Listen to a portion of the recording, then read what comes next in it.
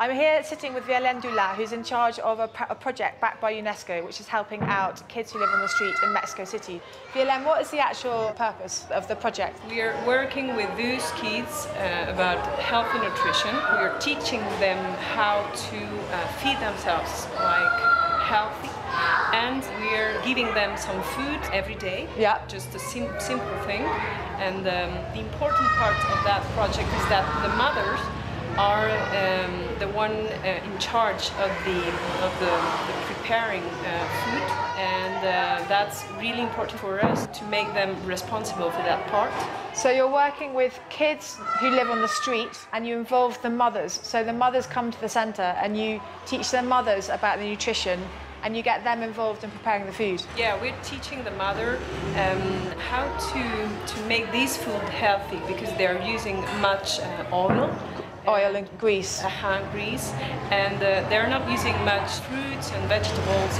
So the idea here is to make them learn how to make this food and to make it at home. Yeah. And the thing is, they have to cooperate with ENICA so that every day there's 1 or 2 mothers responsible for the food of the children here in the center. So you're saying that in every day in every class you choose 2 mothers who are responsible for bringing the food in for the rest of the people to learn about and to eat from. We don't choose them. Yeah. They have to involve themselves, and they have to tell us when they're coming. Right. And they have to do it. So you really put the responsibility onto the mothers. Yeah. And then that way you really involve them responsibly in the whole project. Exactly. What we want is that we think that children on the street working or living on the street, we can just work with them, but we have to work with the family, because if we don't do that, we're not doing anything. So you basically need to work with the families so that they can bring back those healthy eating habits back into their homes. Exactly. The thing is, they're learning here, but they're like applying these practices at home with their family. So where exactly do these children come from? They come from these 3 zones of the Mexico City. 3 zones of Mexico City where you have 3 bases.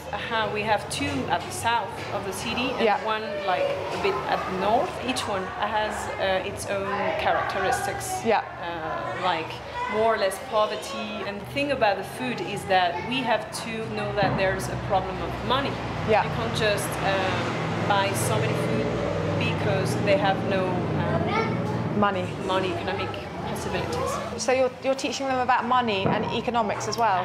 Exactly, how to make food without spending so much money. And the thing is, these families are working on the street. They are on the street all the time, all the day. So they're just buying food from the street, and that's not good quality food. So they're buying all that unhealthy stuff that's cooked in fat and oil, as opposed to eating fresh vegetables and fruit that they could prepare at home.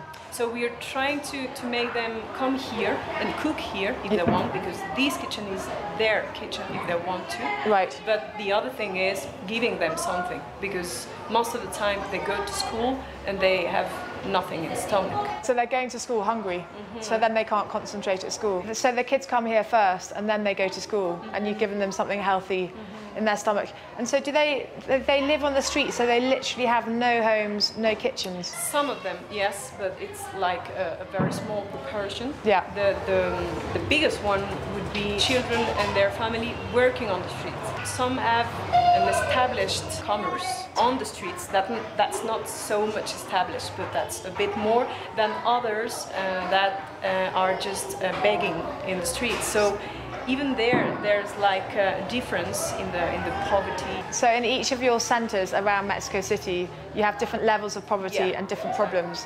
And some of the families have stalls where they're selling food on the streets, but some of them are just begging. They're doing anything basically to get some income into the families.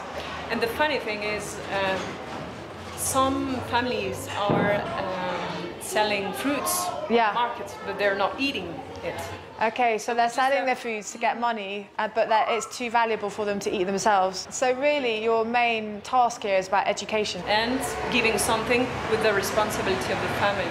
The responsibility, I think that's a really important point, that your charity really works with placing that responsibility on to the mothers. You don't allow people to participate unless they're going to take on that responsibility.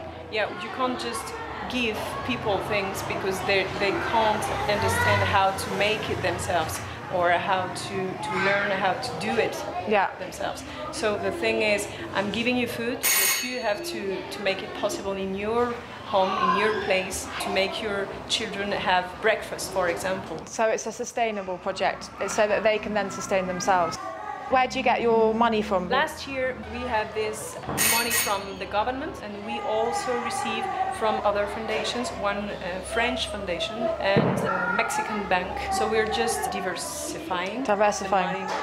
Okay, that's perfect. Really important for us. Yeah. And so you're trying to find new sponsors and new donors all the time? Exactly, all the time. Okay, perfect. All right.